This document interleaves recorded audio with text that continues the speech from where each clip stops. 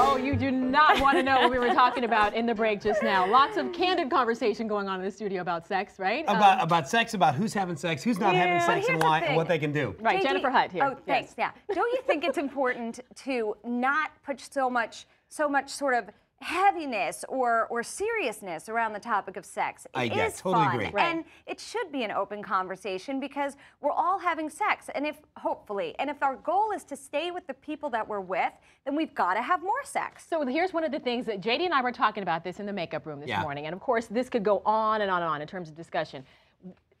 Oral sex. Yes. Okay. You talk about getting more of that in your life.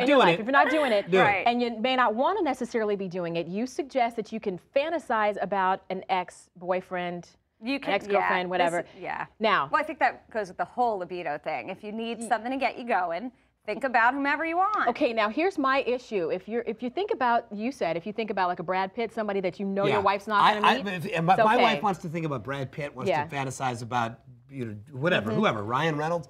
Knock yourself out. That's not going to happen anyway, so I'm not worried about it. If you want to fantasize about the doorman downstairs, who you can easily who you walk by every day, or your ex-boyfriend, who you can, now that gets to a little spot of insecurity for me. Wait, JD, I hope your wife isn't saying to you, honey, let's go get crazy right now. And by the way, I'm thinking of Brad Pitt.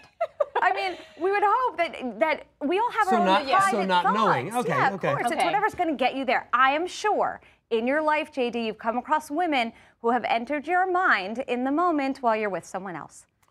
Yeah. Right. Guilty. It's no different. You're in trouble when you get home. No, I'm not, because you know what? We're honest enough. My wife knows that I don't think that she's the only beautiful woman in the world. True. But she's the only beautiful woman in the world that I'm ever going to sleep with. Right, but the oral sex thing, Yeah, wait, don't interrupt the oral sex conversation. conversation. The oral sex thing is this. For the love of God. Listen, I think that we have to come up with ways to be creative in the bedroom if we're going to be with the same person for a long time. And so if you're a wife and you don't give your husband oral sex ever, give him oral sex some of the time. I'm not saying every day. I'm not saying every other day. Just sometimes do it. But every third day. You're saying every third day. So that we can move on to some other points. And it goes both ways. You got to take naughty pictures, you say. Yes, send them to your husband. Most fun. Yes, and then you got to role play as well. Right, okay. I think role play is really fun. Okay, so what can men do in particular for the women? Okay, There's specific things. So I think what men can do is maybe you text your wife during the day and you say, I was just thinking about you and how sexy you are and how much I adore you.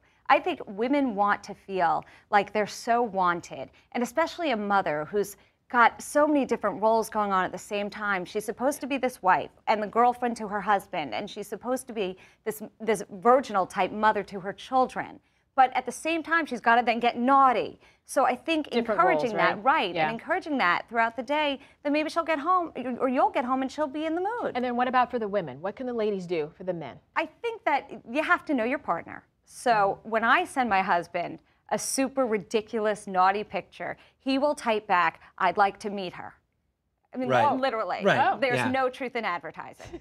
Because I'll light it, I'll put on lingerie, and in reality, when we actually get the time to be together, it all ends up being much quicker because it's life and we have kids. Sure. Exactly. But we like humor, and humor gets us going and gets us feeling connected. So. Okay. Otherwise, just go to Facebook and pull up, the exes your ex-boyfriend. and start thinking. No, that's all good advice, and most importantly, it starts a conversation between a husband and a wife that we all really, really need to be having. Absolutely. Thank you so Jenny, much. thank you so much. Good talk. Appreciate it. Thanks for having Everybody's got a red face. We're all blushing in here. Everybody's blushing. We're going to question all of you and ask you how many of you fantasize about your exes on Facebook. Or your coworkers, gentlemen. Or coworkers.